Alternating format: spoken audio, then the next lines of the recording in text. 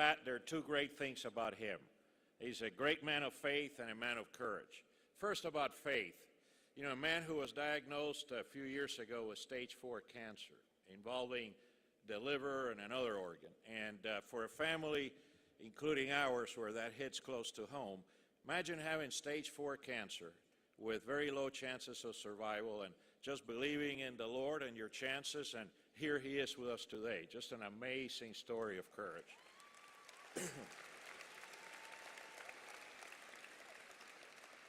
And when I talk about discipline, imagine this, leading a company with 400 Burger Kings, and then after that, leading Godfather's Pizza and staying slim and trim.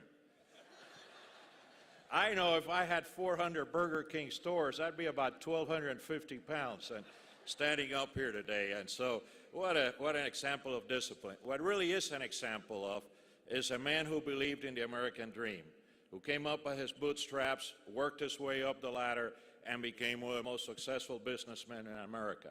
And he's here with us to share that dream and that experience, to share with us why he's the right guy to lead the country. One of the great things about him is he's catching on. Can't believe the number of times I get around and people come to me and they tell me, and I ask them, well, who do you like? They say, I like the pizza guy. I like the pizza guy. And I get that time and time and time again. And so he's obviously building up a pretty significant network of supporters. And the second thing I love about him is that 999 plan. And I'm not going to steal his thunder other than to tell you that we had a nice event for the major donors for the American Conservative Union this past Wednesday, and I had Stephen Moore as our guest of honor, who I don't know if you know Stephen, but he used to be the leader of Club for Growth and now is a great writer in the Wall Street Journal, and frankly one of the smartest guys in the business. And Stephen was telling us how impressed he was with Herman Cain's plan. And we had a good long discussion about his plan and why it made a lot of sense. And I guess that's the bottom line about him. He makes a lot of sense. So join me in welcoming Herman Cain.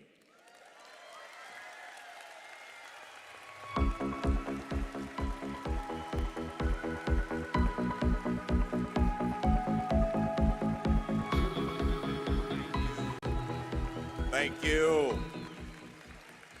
Thank you. Thank you very much.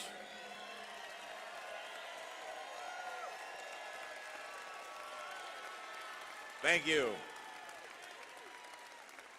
Let it be borne in mind that the tragedy of life does not lie in not reaching your goals. The tragedy lies in having no goals to reach for. It's not a calamity to die with dreams unfulfilled, but it is a calamity to have no dreams. America is a nation of dream makers and dream achievers. The founding fathers were dreamers. They dreamed of creating the greatest nation on the earth, and they did. They got it right. They got it right.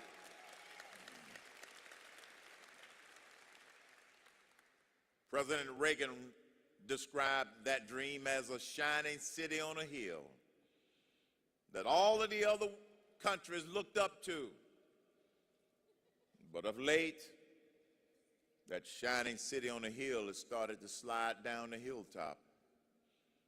Because we've become a nation of crises, and every crisis pulls us a little further down that hill as the shining city on the hill. But the good news is, even when America is at its weakest, we are still the greatest country in the world, and they're still looking up to us.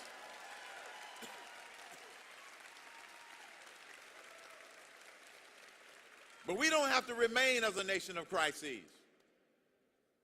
We can change it.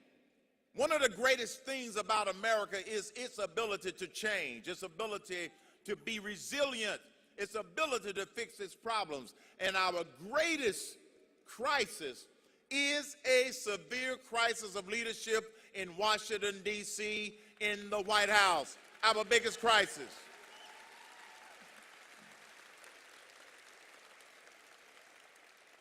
And if you change the leadership, you'll change the outcome.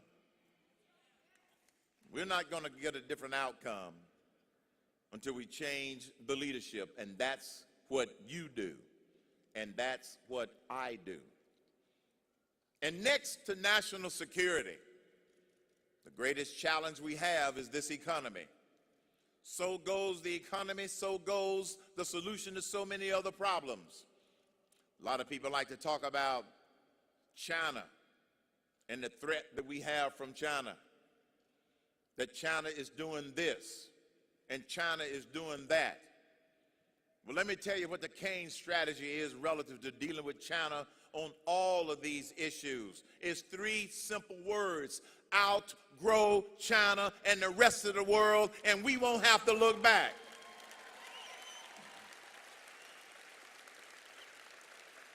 Outgrow them.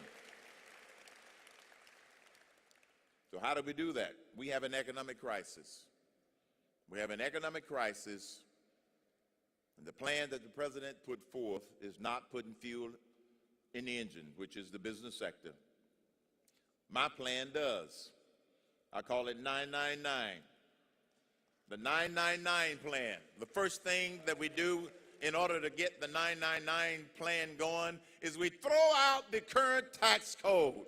It is broken.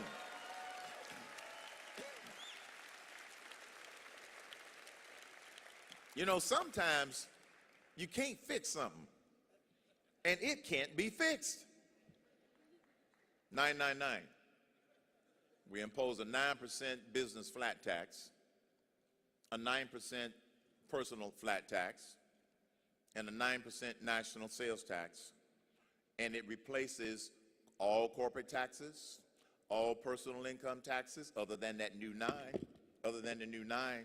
It replaces the capital gains taxes that we pay, and it also replaces the estate tax, and the biggest one that everybody pays is the payroll tax. It replaces that. 999 replaces all of those taxes in order to make this one of the most business-friendly nations in the world. And when we give businesses certainty, they will expand, they will grow, they will keep jobs here, and jobs will come back to America rather than jobs leaving America. Our economic challenge is not only an economic imperative, it is a national security imperative. China is just sitting there waiting for this economy to go off the cliff. They're holding the majority of our debt.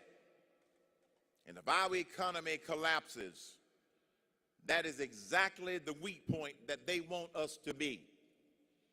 But I can tell you that in a Cain presidency, that's not going to happen, not on my watch, and not with the people of this country.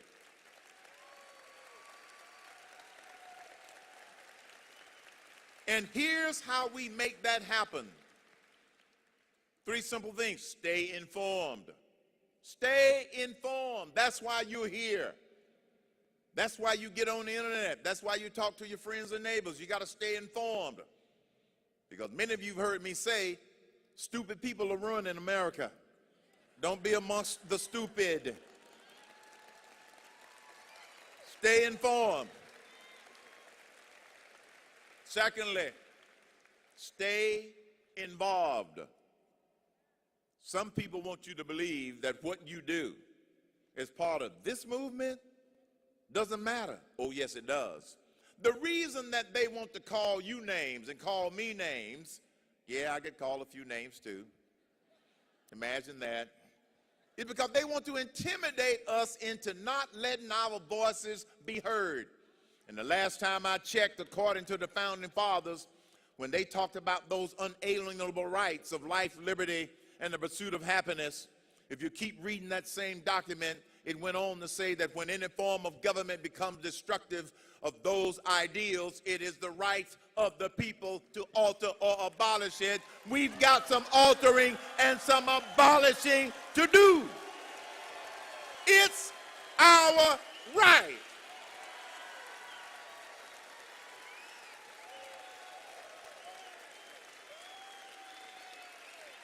It's our right. And then thirdly, stay inspired. Stay inspired. Believe that we can take this nation back. If I didn't believe we could take it back, I wouldn't be running, because I believe that we can take this nation back. You believe that we can take this nation back. And my inspiration comes from you and a lot of other sources.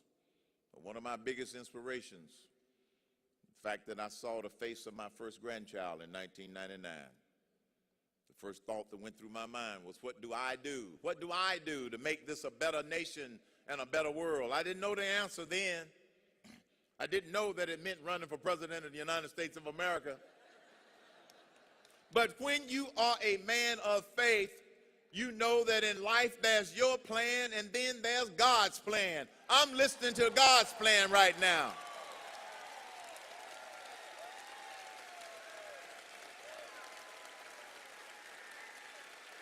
On this journey. And so if you do what you can do, and I do what I can do, I know that we can succeed at taking the shining city on a hill back to the top of the hill. That's our challenge, and that's what we can do. Because as President Reagan used to remind us, freedom is never more than one generation away from extinction. It must be fought for, it must be protected, or one day we will spend our sunset years telling our children and our grandchildren what the United States of America used to be like when men were free. I'm not going to have that conversation with my grandkids. And I don't think you want to have that conversation with your grandkids. Help me to put united back in the United States of America.